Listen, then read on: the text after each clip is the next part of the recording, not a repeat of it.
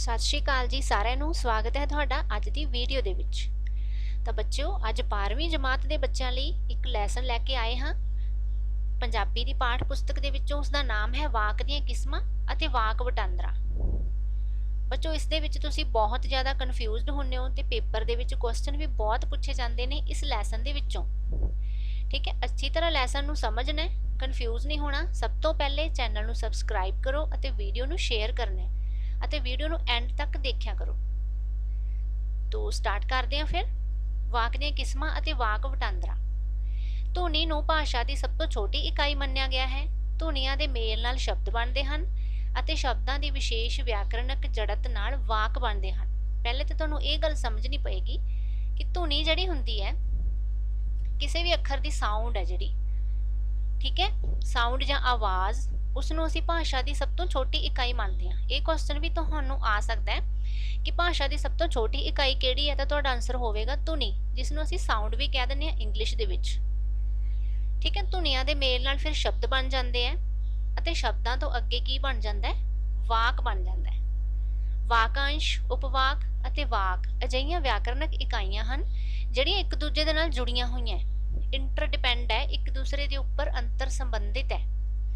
ਇਹ ਕਿਸ ਤਰ੍ਹਾਂ ਇੱਕ ਦੂਜੇ ਦੇ ਉੱਪਰ ਅੰਤਰ ਸੰਬੰਧਿਤ ਹੈ, ਇਹ ਆਪਾਂ ਅੱਗੇ ਦੇਖਦੇ ਹਾਂ।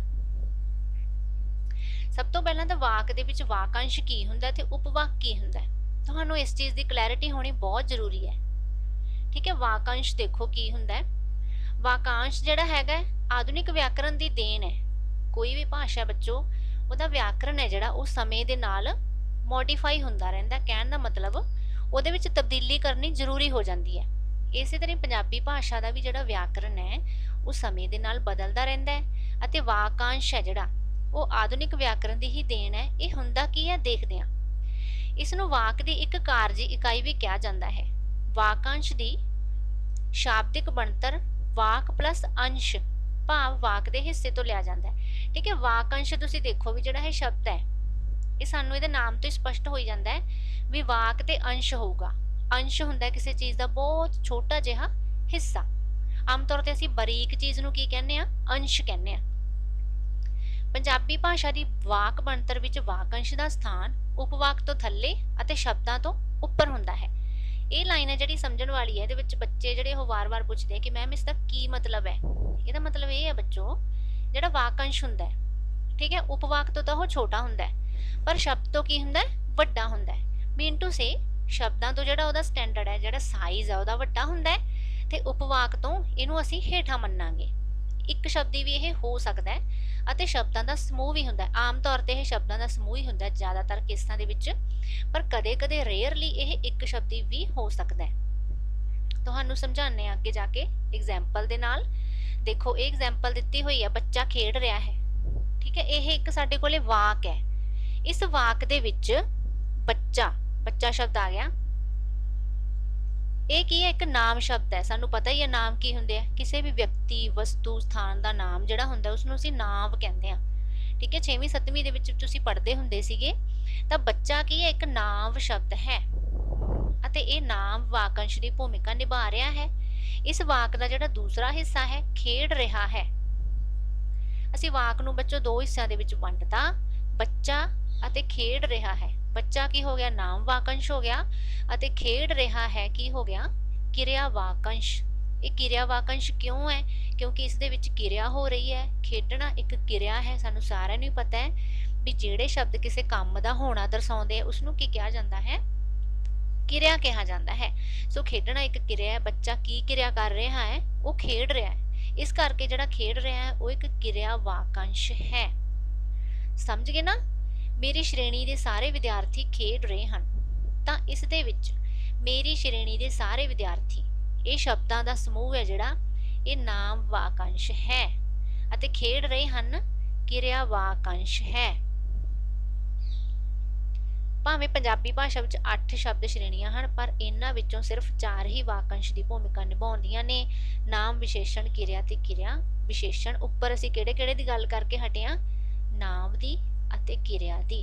ਕਹਿਣ ਦਾ ਮਤਲਬ ਅਸੀਂ ਵਾਕ ਦੇ ਵਿੱਚ ਕਿਹੜੇ-ਕਿਹੜੇ ਸ਼ਬਦ ਸ਼੍ਰੇਣੀਆਂ ਨੂੰ ਵਿਚਰਦੇ ਹੋਏ ਦੇਖਿਆ, ਨਾਮ ਨੂੰ ਅਤੇ ਕਿਰਿਆ ਨੂੰ। ਇਹ ਤਾਂ ਸੀਗਾ ਵਾਕੰਸ਼, ਤੁਹਾਨੂੰ ਸਮਝ ਲੱਗ ਹੀ ਗਿਆ ਹੋਣਾ। ਹੁਣ ਅੱਗੇ ਗੱਲ ਕਰਦੇ ਹਾਂ ਉਪਵਾਕ ਦੀ। ਉਪਵਾਕ ਹੈ ਜਿਹੜਾ ਇਹ ਵਾਕ ਦੇ ਵਿੱਚ ਵਿਚਰਦਾ ਹੈ। ਵਾਕ ਦੇ ਪੱਧਰ ਨਾਲੋਂ ਉਪਵਾਕ ਦਾ ਸਥਾਨ ਹੈ ਜਿਹੜਾ ਉਹ ਘੱਟ ਹੁੰਦਾ ਹੈ ਅਤੇ ਵਾਕੰਸ਼ ਤੋਂ ਕੀ ਹੁੰਦਾ, ਜ਼ਿਆਦਾ ਹੁੰਦਾ ਹੈ। ਮੈਂ ਤੁਹਾਨੂੰ ਪਹਿਲਾਂ ਵੀ ਇਹ ਗੱਲ ਦੱਸ ਚੁੱਕੀ ਹਾਂ ਕਿ ਜਿਹੜਾ ਉਪਵਾਕ ਹੈ ਉਹ ਵਾਕੰਸ਼ ਨਾਲੋਂ ਵੱਡਾ ਹੁੰਦਾ ਹੈ, ਪਰ ਵਾਕ ਨਾਲੋਂ ਕੀ ਹੁੰਦਾ ਹੈ, ਛੋਟਾ ਹੁੰਦਾ ਹੈ। ਇਸ ਸਿਰਜਣਾ ਵਿੱਚ ਸਮਾਨ ਅਤੇ ਅਧੀਨ ਯੋਜਕਾਂ ਦੀ ਖਾਸ ਭੂਮਿਕਾ ਹੁੰਦੀ ਹੈ। ਬੱਚੋ ਜਿਹੜੇ ਉਪਵਾਕ ਹੁੰਦੇ ਆ ਇਹ ਦੋ ਤਰ੍ਹਾਂ ਦੇ ਹੁੰਦੇ ਆ, ਠੀਕ ਹੈ, ਸੁਤੰਤਰ ਅਤੇ ਅਧੀਨ। ਤੁਸੀਂ ਸੁਤੰਤਰ ਅਤੇ ਅਧੀਨ ਹੀ ਯਾਦ ਰੱਖਣੇ ਨੇ। ਅੱਜ ਜਾਂ ਤੋਂ ਬਾਅਦ ਜੋ ਪਾਇਆ ਹੋਇਆ ਤੁਸੀਂ ਇਹਦੇ ਵਿੱਚ ਕਨਫਿਊਜ਼ ਹੀ ਹੋਵੋਗੇ, ਸੋ ਇਹਨਾਂ ਨੂੰ ਪੜ੍ਹਨ ਦੀ ਵੀ ਨਹੀਂ ਲੋੜ। ਸੁਤੰਤਰ ਦਾ ਮਤਲਬ ਸਾਨੂੰ ਸਾਰਿਆਂ ਨੂੰ ਪਤਾ, ਜਿਹੜਾ ਆਜ਼ਾਦ ਹੋਵੇ, ਇੰਡੀਪੈਂਡੈਂਟ, ਆਪਣੇ ਆਪ ਦੇ ਵਿੱਚ ਪੂਰਾ। ਅਧੀਨ ਹੁੰਦਾ ਹੈਗਾ ਕਿਸੇ ਦਾ ਗੁਲਾਮ ਹੋਣਾ, ਸਮਝ ਗਏ ਨਾ, ਜਿਹੜਾ ਕਿਸੇ ਦੇ ਉੱਪਰ ਡਿਪੈਂਡ ਹੋਵੇ, ਕਿਸੇ ਦੇ ਉੱਪਰ ਨਿਰਭਰ ਹੋਵੇ, ਉਸ ਨੂੰ ਅਸੀਂ ਕਹਿੰਦੇ ਹਾਂ ਅਧੀਨ। ਤਾਂ ਇਹਨਾਂ ਦੇ ਨਾਮ ਤੋਂ ਹੀ ਸਪਸ਼ਟ ਹੈ ਬੱਚੋ।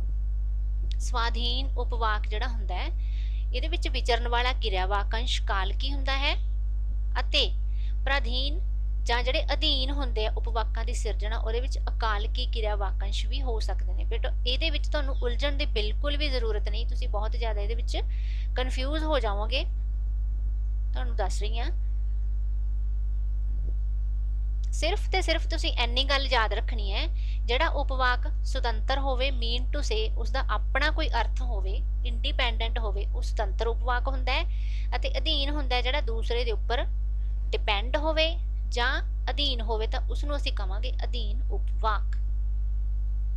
ਅੱਗੇ ਵਾਕ ਦੀਆਂ ਜਿਹੜੀਆਂ ਕਿਸਮਾਂ, ਇੱਕ ਹੋਰ ਗੱਲ ਯਾਦ ਰੱਖਣੀ ਤੁਸੀਂ, ਵਾਕ ਦੇ ਵਿੱਚ ਉਦੇਸ਼ ਅਤੇ ਵਿਧੇਯ ਦੋ ਜਿਹੜੇ ਹੁੰਦੇ ਆ ਇਹ ਵਾਕ ਦੇ ਵਿੱਚ ਵਿਚਰਦੇ ਨੇ। ਵਾਕ ਦੀਆਂ ਕਿਸਮਾਂ ਕਰਦੇ ਆ, ਬਣਤਰ ਦੇ ਆਧਾਰ ਤੇ ਜਿਹੜੀ ਵੰਡ ਕੀਤੀ ਹੋਈ ਹੈ ਬਹੁਤ ਇੰਪੋਰਟੈਂਟ ਹੈ, ਤੁਹਾਨੂੰ ਸਾਰੇ ਪ੍ਰਸ਼ਨ ਇਹਦੇ ਵਿੱਚੋਂ ਹੀ ਆਉਣੇ ਨੇ। ਇਹ ਤਿੰਨ ਤਰ੍ਹਾਂ ਦੇ ਹੁੰਦੇ ਨੇ, ਸਧਾਰਨ ਵਾਕ, ਸੰਯੁਕਤ ਵਾਕ ਅਤੇ ਮਿਸ਼ਰਿਤ ਵਾਕ। ਜੇਕਰ ਤੁਸੀਂ ਇਹਨਾਂ ਤਿੰਨਾਂ ਨੂੰ ਚੰਗੀ ਤਰ੍ਹਾਂ ਸਮਝ ਲਿਆ ਤਾਂ ਤੁਹਾਡਾ ਕੋਈ ਵੀ ਪ੍ਰਸ਼ਨ ਕੋਈ ਬਿਲਕੁਲ ਵੀ ਗਲਤ ਨਹੀਂ ਹੋਵੇਗਾ।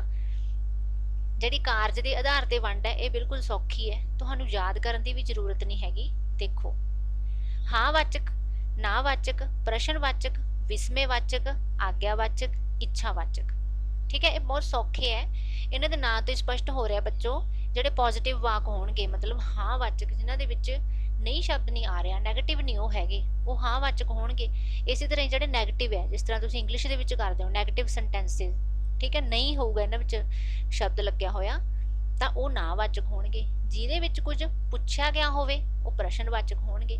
ਜਿਹੜੇ ਸਾਡੇ ਮਨ ਦੀਆਂ ਭਾਵਨਾਵਾਂ ਨੂੰ ਪ੍ਰਗਟਾਉਂਦੇ ਨੇ ਸ਼ਬਦ, ਉਹ ਜੇਕਰ ਆਉਣਗੇ ਵਾਕ ਦੇ ਵਿੱਚ ਤਾਂ ਉਹ ਵਿਸਮੇਵਾਚਕ ਹੋਵੇਗਾ।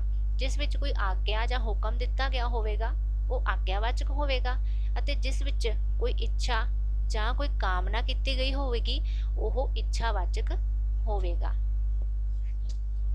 ਤਾਂ ਤੁਸੀਂ ਸਮਝ ਲਵੋ, ਇਹ ਇੱਕ ਮਾਈਂਡ ਮੈਪ ਜਿਹਾ ਬਣਾਇਆ ਹੋਇਆ ਹੈ, ਸੋ ਤੁਹਾਨੂੰ ਬੈਟਰ ਸਮਝ ਲੱਗ ਸਕਦੀ ਹੈ। ਸੀਟ ਬਣਤਰ ਦੇ ਆਧਾਰ ਤੇ ਜਿਹੜੀਆਂ ਵਾਕ ਦੀਆਂ ਕਿਸਮਾਂ ਨੇ, ਹੁਣ ਇਸ ਨੂੰ ਚੰਗੀ ਤਰ੍ਹਾਂ ਸੁਣ ਲਵੋ। ਸਧਾਰਨ ਵਾਕ, ਜਿਹੜਾ ਵਾਕ ਵੱਖ-ਵੱਖ ਵਾਕਾਂ ਵਿੱਚ ਨਾ ਵੰਡਿਆ ਹੋਇਆ ਹੋਵੇ ਅਤੇ ਜਿਸ ਵਿੱਚ ਇੱਕ ਉਦੇਸ਼ ਹੋਵੇ, ਇੱਕ ਵਿਧੇਯ ਹੋਵੇ, ਉਸਨੂੰ ਇਕਹਿਰਾ, ਇੱਕ ਕਿਰਿਆ ਸਧਾਰਨ ਵਾਕ ਕਹਿੰਦੇ ਹਨ। ਨਾਮ ਵਾਕੰਸ਼ ਅਤੇ ਕਿਰਿਆ ਵਾਕੰਸ਼ ਇਹ ਇਹਦੇ ਲਾਜ਼ਮੀ ਤੱਤ ਨੇ। ਇਸ ਤੋਂ ਇਲਾਵਾ ਹੋਰ ਵਾਕੰਸ਼ ਜੁੜ ਕੇ ਸਧਾਰਨ ਵਾਕ ਦਾ ਵਿਸਤਾਰ ਵੀ ਕਰ ਸਕਦੇ ਆ।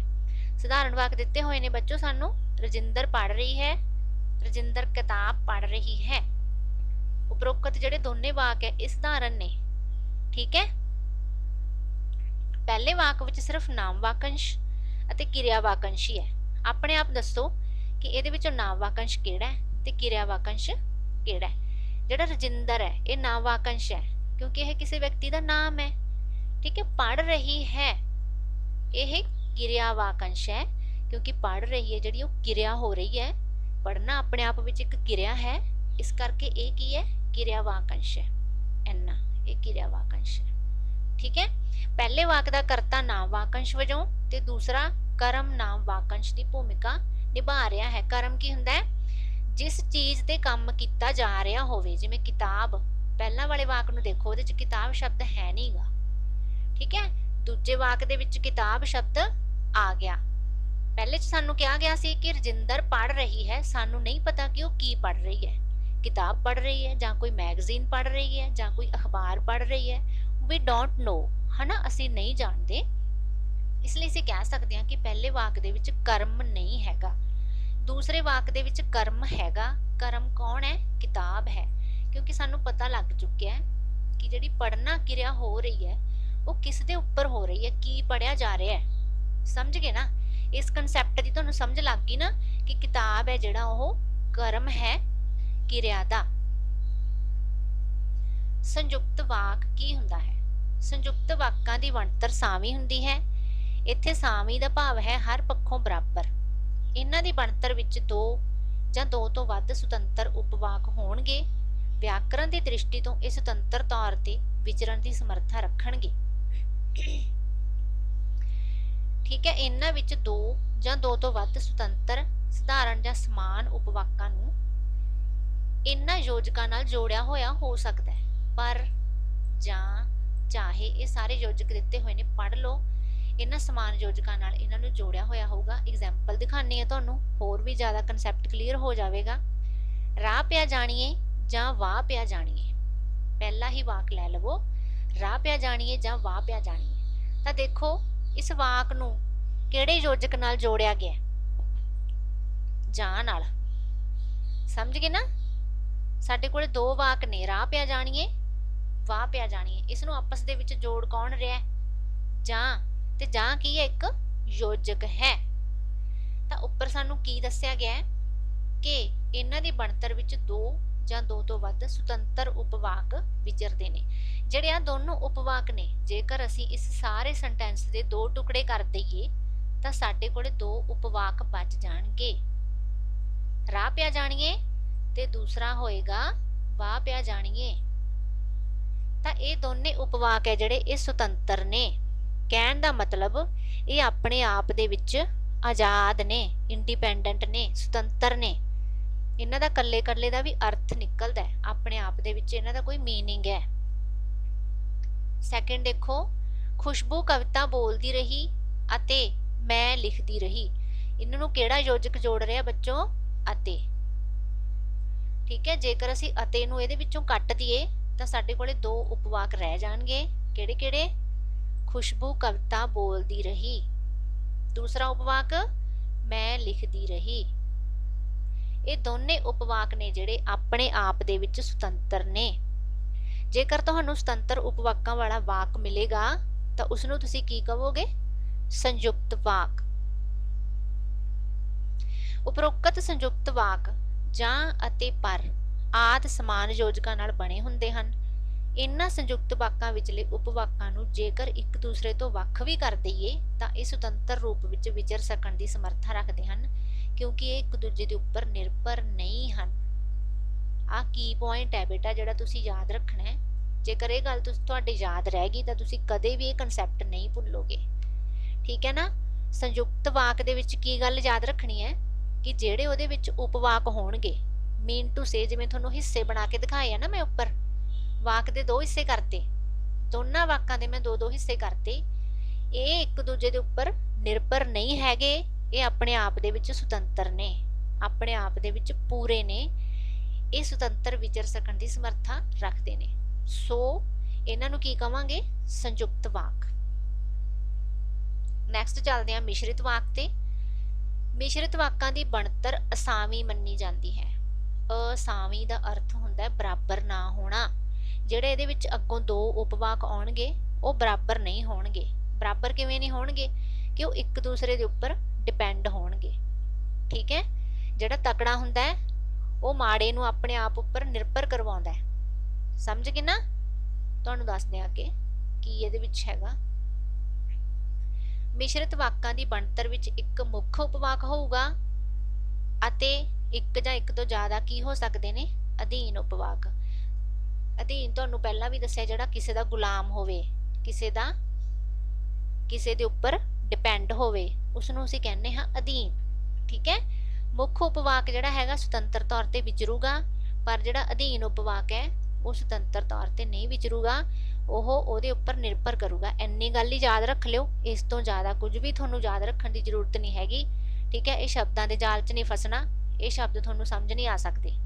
ਸਿੰਪਲ ਭਾਸ਼ਾ ਦੇ ਵਿੱਚ ਸਮਝਾ ਰਹੀ ਹਾਂ, ਸਮਝ ਲਓ। ਚੰਗੀ ਤਰ੍ਹਾਂ ਨਹੀਂ ਸਮਝ ਆ ਰਿਹਾ ਤਾਂ ਵੀਡੀਓ ਨੂੰ ਪੌਜ਼ ਕਰ ਲਓ, ਪਿੱਛੇ ਚਲੇ ਜਾਓ, ਦੁਬਾਰਾ ਇਸ ਵੀਡੀਓ ਨੂੰ ਦੇਖੋ, ਠੀਕ ਹੈ ਨਾ। ਮਿਸ਼ਰਿਤ ਵਾਕ ਦੇ ਵਿੱਚ ਇੱਕੋ ਹੀ ਗੱਲ ਯਾਦ ਰੱਖਣੀ ਹੈ, ਸਮਝਾਣੀ ਹੈ ਤੁਹਾਨੂੰ। ਉਸਨੇ ਕਿਹਾ ਕਿ ਅੱਜ ਤੋਂ ਸਾਡੇ ਸਕੂਲ ਵਿੱਚ ਵਿਗਿਆਨ ਮੇਲਾ ਸ਼ੁਰੂ ਹੋ ਗਿਆ ਹੈ। ਇਹਦੇ ਪਹਿਲਾਂ ਤਾਂ 2 ਟੁਕੜੇ ਕਰੋ, ਉਸਨੇ ਕਿਹਾ,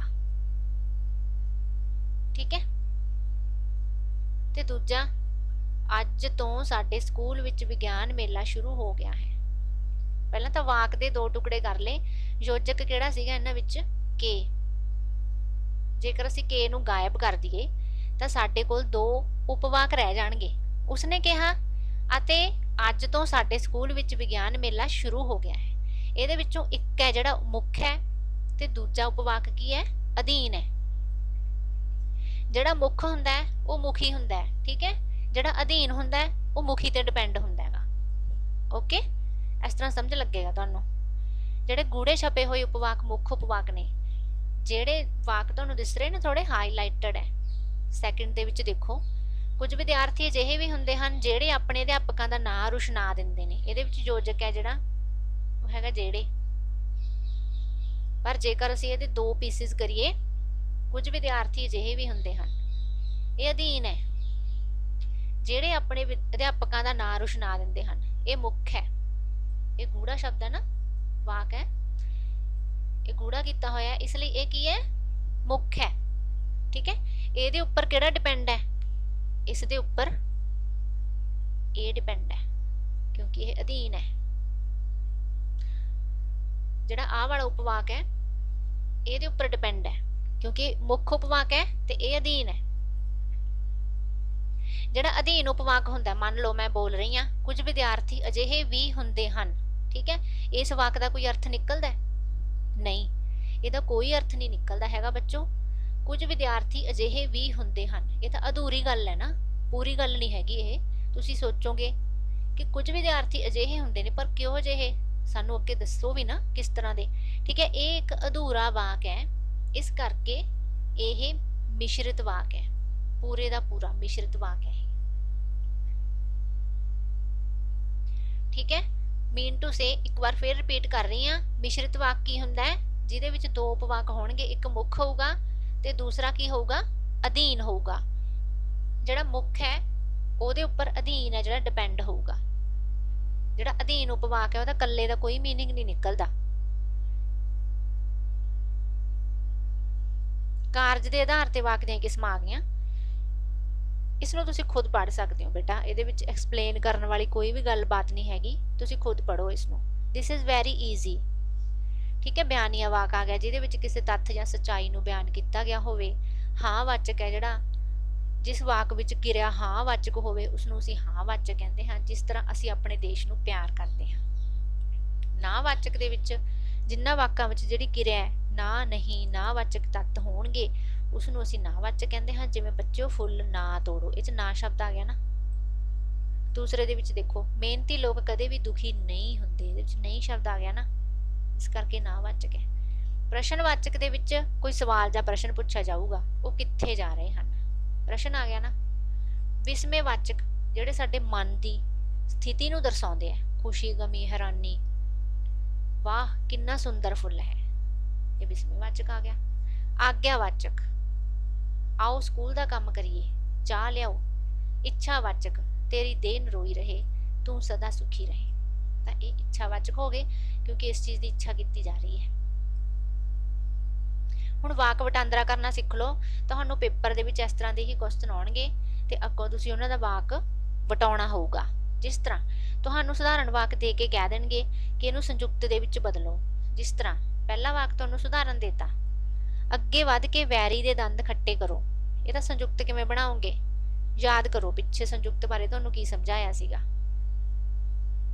ਅੱਗੇ ਵਧੋ ਅਤੇ ਵੈਰੀ ਦੇ ਦੰਦ ਖੱਟੇ ਕਰੋ। ਸੰਯੁਕਤ ਦੇ ਵਿੱਚ ਰਿਮਾਈਂਡ ਕਰੋ ਕਿ ਤੁਹਾਨੂੰ ਕੀ ਸਮਝਾਇਆ ਸੀਗਾ। 2 ਉਪਵਾਕ ਹੋਣਗੇ, ਦੋਨੇ ਕੀ ਹੋਣਗੇ? ਸੁਤੰਤਰ ਹੋਣਗੇ। ਅੱਗੇ ਸੰਯੁਕਤ ਵਾਕ ਤੋਂ ਸਧਾਰਨ ਵਾਕ ਦੇ ਵਿੱਚ ਬਣਾਉਣਾ ਹੈ। ਸੂਰਜ ਨਿਕਲਿਆ ਅਤੇ ਅਸੀਂ ਆਪੋ ਆਪਣੇ ਕੰਮਾਂ ਵਿੱਚ ਰੁੱਝ ਗਏ। ਠੀਕ ਹੈ, ਸੰਯੁਕਤ ਹੈ। ਮਿਸਪ੍ਰਿੰਟਿੰਗ ਹੋਈ ਹੋਈ ਹੈ ਇੱਥੇ, ਸਮਝ ਗਏ ਨਾ? ਸਧਾਰਨ ਲਿਖਿਆ ਹੋਇਆ ਇੱਥੇ, ਪਰ ਇਹ ਸੰਯੁਕਤ ਹੈ। ਸੰਯੁਕਤ ਵਾਕ ਹੈ ਜਾਂ ਮਿਸ਼ਰਿਤ ਵਾਕ ਹੈ ਜਿਹੜਾ ਉਹ ਕਿਸੇ ਯੋਜਕ ਨਾਲ ਜੁੜਿਆ ਹੋਇਆ ਮਿਲੂਗਾ ਤੁਹਾਨੂੰ, ਅਤੇ ਯੋਜਕ ਹੈ ਇਹਦੇ ਵਿੱਚ। ਪਰ ਅਸੀਂ ਸਧਾਰਨ ਵਾਕ ਦੇ ਵਿੱਚ ਕੀ ਕਰ ਦਿਆਂਗੇ, ਇਸ ਯੋਜਕ ਨੂੰ ਤਾਂ ਖਤਮ ਕਰ ਦਿਆਂਗੇ ਅਤੇ ਉਹਦਾ ਇੱਕ ਸਧਾਰਨ ਜਿਹਾ ਵਾਕ ਬਣਾ ਦਾਂਗੇ। ਸੂਰਜ ਨਿਕਲਦੇ ਸਾਰ ਅਸੀਂ ਆਪੋ ਆਪਣੇ ਕੰਮਾਂ ਵਿੱਚ ਰੁੱਝ ਗਏ, ਅਤੇ ਇਹਨੂੰ ਅਸੀਂ ਗਾਇਬ ਕਰਤਾ। ਸਮਝ ਗਏ ਨਾ? ਜਦੋਂ ਸਧਾਰਨ ਵਾਕ ਬਣਾਉਣਾ ਤਾਂ ਉਹਦੇ ਯੋਜਕ ਨੂੰ ਕੀ ਕਰ ਦੇਣਾ, ਗਾਇਬ। ਸਧਾਰਨ ਵਾਕ ਤੋਂ ਹੁਣ ਮਿਸ਼ਰਿਤ ਵਾਕ ਬਣਾਉਣਾ ਹੈ। ਯਾਦ ਕਰੋ ਮਿਸ਼ਰਿਤ ਵਾਕ ਦੇ ਵਿੱਚ ਤੁਹਾਨੂੰ ਕੀ ਸਮਝਾਇਆ ਸੀਗਾ। ਜੇਕਰ ਨਹੀਂ ਯਾਦ ਤਾਂ ਵੀਡੀਓ ਨੂੰ ਬੈਕ ਕਰੋ, ਸਮਝੋ, ਫਿਰ ਇਸ ਨੂੰ ਤੁਸੀਂ ਸੋਲਵ ਕਰਨਾ ਹੈ। ਮਿਸ਼ਰਿਤ ਵਾਕ ਦੇ ਵਿੱਚ ਤੁਹਾਨੂੰ ਇਹੀ ਗੱਲ ਸਮਝਾਈ ਸੀਗੀ ਵੀ ਉਹਦੇ ਵਿੱਚ ਦੋ ਉਪਵਾਕ ਹੋਣਗੇ। ਇੱਕ ਉਪਵਾਕ ਹੈ ਜਿਹੜਾ ਮੁੱਖ ਹੋਊਗਾ, ਭਾਵ ਮੁਖੀ ਹੋਊਗਾ, ਠੀਕ ਹੈ। ਜਿਹੜਾ ਦੂਜਾ ਉਪਵਾਕ ਹੋਊਗਾ ਉਹ ਅਧੀਨ ਹੋਊਗਾ, ਮੀਨ ਟੂ ਸੇ ਉਹ ਮੁਖੀ ਤੇ ਡਿਪੈਂਡ ਹੋਊਗਾ। ਸਧਾਰਨ ਦੇਖੋ, ਸਮਝਦਾਰ ਬੱਚੇ ਮਾਪਿਆਂ ਦਾ ਕਿਹਾ ਮੰਨਦੇ ਹਨ। ਇਹਦਾ ਅਸੀਂ ਮਿਸ਼ਰਿਤ ਬਣਾਉਣਾ ਹੈ। ਜਿਹੜੇ ਬੱਚੇ ਸਮਝਦਾਰ ਹੁੰਦੇ ਹਨ ਉਹ ਮਾਪਿਆਂ ਦਾ ਕਿਹਾ ਮੰਨਦੇ ਹਨ। ਦੋ ਵਾਕ ਬਣ ਗਏ ਨਾ, ਸੌਰੀ ਦੋ ਉਪਵਾਕ ਬਣ ਗਏ। ਵਾਕ ਤਾਂ ਇਹ ਸਾਰਾ ਹੀ ਹੈ, ਦੋ ਉਪਵਾਕ ਹੈ ਇਹਦੇ ਵਿੱਚ। ਇਹ ਵਾਲੇ ਇਹਦੇ ਦੋ ਟੁਕੜੇ ਕਰਤੇ ਮੈਂ। ਤੁਹਾਨੂੰ ਇਹ ਪਤਾ ਹੋਣਾ ਚਾਹੀਦਾ ਵੀ ਇਹਦੇ ਵਿੱਚੋਂ ਕਿਹੜਾ ਮੁੱਖ ਉਪਵਾਕ ਹੈ ਤੇ ਕਿਹੜਾ ਅਧੀਨ ਉਪਵਾਕ ਹੈ। ਆਪਣੇ ਆਪ ਫਾਈਂਡ ਆਊਟ ਕਰੋਗੇ ਤੁਸੀਂ, ਇੰਨਾ ਕੋਈ ਏਬਲ ਮੈਂ ਤੁਹਾਨੂੰ ਬਣਾਤਾ। ਮਿਸ਼ਰਿਤ ਵਾਕ ਤੋਂ ਸਧਾਰਨ ਵਾਕ ਦੇ ਵਿੱਚ ਬਦਲਣਾ ਹੈ। ਮਿਸ਼ਰਿਤ ਦਿੱਤਾ ਹੋਇਆ ਦੇਖੋ, ਜਦ ਵਿਪਤਾ ਪਏ ਤਦ ਧੀਰਜ ਰੱਖੋ, ਠੀਕ ਹੈ। ਆ ਦੇਖੋ ਇਹਦੇ ਵੀ ਦੋ ਟੁਕੜੇ ਕਰਤੇ। ਪਹਿਲਾਂ ਤੁਹਾਨੂੰ ਇਸ ਤਰ੍ਹਾਂ ਹੀ ਸਮਝ ਆਊਗੀ। ਮਿਸ਼ਰਿਤ ਵਾਕ ਦੇ ਅਸੀਂ ਹਮੇਸ਼ਾ ਦੋ ਟੁਕੜੇ ਕਰਦੇ ਹੁੰਦੇ ਆ ਨਾ। ਇੱਕ ਮੁੱਖ ਉਪਵਾਕ ਹੁੰਦਾ ਹੈ, ਦੂਜਾ ਕੀ ਹੁੰਦਾ ਹੈ, ਅਧੀਨ ਉਪਵਾਕ। ਇਹਦਾ ਅਸੀਂ ਸਧਾਰਨ ਬਣਾਉਣਾ ਹੈ। ਵਿਪਤਾ ਸਮੇਂ ਧੀਰਜ ਰੱਖੋ। ਸਧਾਰਨ ਬਣਾਉਣ ਵੇਲੇ ਕੀ ਕਰਦੇ ਹੁੰਨੇ ਅਸੀਂ, ਜਦ ਅਤੇ ਤਦ। ਇਹ ਯੋਜਕ ਲੱਗੇ ਹੋਏ ਨੇ ਨਾ, ਜਦ ਅਤੇ ਤਦ। ਇਹਨਾਂ ਦੋਨਾਂ ਨੂੰ ਗਾਇਬ ਕਰਤਾ, ਕੱਟਤਾ, ਠੀਕ ਹੈ। ਇੱਕ ਸਿੰਪਲ ਜਿਹਾ ਸਧਾਰਨ ਜਿਹਾ ਵਾਕ ਬਣਾਤਾ ਅਸੀਂ, ਵਿਪਤਾ ਸਮੇਂ ਧੀਰਜ ਰੱਖੋ। ਅੱਗੇ ਸੰਯੁਕਤ ਵਾਕ ਦਿੱਤੇ ਹੋਏ ਆ, ਉਹਨਾਂ ਨੂੰ ਮਿਸ਼ਰਿਤ ਵਾਕਾਂ ਦੇ ਵਿੱਚ ਬਦਲਣਾ ਹੈ। ਜਿਵੇਂ ਕਿ ਬਜ਼ੁਰਗਾਂ ਦੀ ਸੇਵਾ ਕਰੋ ਅਤੇ ਉਹਨਾਂ ਦੀਆਂ ਅਸੀਸਾਂ ਲਵੋ। ਇਹਦੇ ਵਿੱਚ ਅਤੇ ਲੱਗ ਗਿਆ, ਯੋਜਕ ਹੈ ਇਹ, ਠੀਕ ਹੈ, ਸੰਯੁਕਤ ਹੈ। ਇਹਦਾ ਮਿਸ਼ਰਿਤ ਬਣਾਉਣਾ ਹੈ। ਜੇਕਰ ਤੁਸੀਂ ਬਜ਼ੁਰਗਾਂ ਦੀ ਸੇਵਾ ਕਰੋਗੇ ਤਾਂ ਉਹ ਤੁਹਾਨੂੰ ਅਸੀਸਾਂ ਦੇਣਗੇ। ਮਿਸ਼ਰਿਤ ਬਣ ਗਿਆ ਨਾ। ਇੱਕ ਤਾਂ ਇਹਦੇ ਵਿੱਚ ਮੁੱਖ ਉਪਵਾਕ ਹੋ ਗਿਆ ਤੇ ਦੂਜਾ ਜਿਹੜਾ ਉਹ ਅਧੀਨ ਉਪਵਾਕ ਹੋ ਗਿਆ। ਇਹਦੇ ਵਿੱਚ ਇਹ ਗੱਲ ਯਾਦ ਰੱਖਣੀ ਹੈ, ਜੇਕਰ ਇਹਨਾਂ ਦੇ ਵਿੱਚੋਂ ਅਧੀਨ ਉਪਵਾਕ ਹੈ ਕੱਲਾ ਲਿਖਿਆ ਜਾਵੇ ਤਾਂ ਉਹਦਾ ਕੋਈ ਅਰਥ ਨਹੀਂ ਹੈਗਾ, ਉਹ ਦੂਜੇ ਤੇ ਡਿਪੈਂਡ ਹੈ, ਠੀਕ ਹੈ। ਮਿਸ਼ਰਿਤ ਵਾਕ ਤੋਂ ਸੰਯੁਕਤ ਵਾਕ ਬਣਾਉਣਾ ਹੈ। ਜਿਵੇਂ ਭਾਵੇਂ ਤੁਸੀਂ ਦੌਲਤਮੰਦ ਹੋ ਤਾਂ ਵੀ ਤੁਸੀਂ ਸੁਖੀ ਨਹੀਂ ਹੋ। ਸੰਯੁਕਤ ਵਾਕ, ਤੁਸੀਂ ਦੌਲਤਮੰਦ ਹੋ ਪਰ ਸੁਖੀ ਨਹੀਂ, ਪਰ ਯੋਜਕ ਲੱਗ ਗਿਆ ਇਹਦੇ ਵਿੱਚ। ਹਾਂ ਵਾਚਕ ਨੂੰ ਨਾ ਵਾਚਕ ਵਿੱਚ ਬਦਲਣਾ। ਇਹ ਬੱਚੇ ਬਹੁਤ ਜ਼ਿਆਦਾ ਗਲਤ ਕਰਦੇ ਨੇ, ਧਿਆਨ ਨਾਲ ਸੁਣ ਲਵੋ। ਹਾਂ ਵਾਚਕ ਹੈਗਾ ਮਿਹਨਤ ਸਫਲ ਹੋਈ। ਨਾ ਵਾਚਕ ਦੇ ਵਿੱਚ ਤੁਸੀਂ ਅਕਸਰ ਹੀ ਕੀ ਕਰਦੇ ਹੋ, ਨਹੀਂ ਲਾ ਕੇ ਆ ਜਾਂਦੇ ਹੋ, ਮਿਹਨਤ ਸਫਲ ਨਹੀਂ ਹੋਈ। ਇਸ ਤਰ੍ਹਾਂ ਨਹੀਂ ਬਣਨਾ। ਇੱਕ ਗੱਲ ਯਾਦ ਰੱਖਣੀ ਹੈ, ਜਦੋਂ ਤੁਸੀਂ ਵਾਕ ਬਣਾਓਗੇ ਨਾ ਉਹਦਾ ਮੀਨਿੰਗ ਨਹੀਂ ਬਦਲਣਾ ਚਾਹੀਦਾ। ਸਭ ਤੋਂ ਵੱਡੀ ਗੱਲ ਇਹ ਯਾਦ ਰੱਖਣੀ ਹੈ, ਜਿਵੇਂ ਕਿ ਮਿਹਨਤ ਸਫਲ ਹੋਈ, ਜਦੋਂ ਇਹਦਾ ਨਾ ਵਾਚਕ ਬਣਾਓਗੇ ਨਾ ਇਹਦੇ ਅਰਥ ਨਹੀਂ ਬਦਲਣੇ ਚਾਹੀਦੇ, ਅਰਥ ਸੇਮ ਰਹਿਣੇ ਚਾਹੀਦੇ। ਮਿਹਨਤ ਵਿਅਰਥ ਨਹੀਂ ਗਈ, ਨਹੀਂ ਵੀ ਲੱਗ ਗਿਆ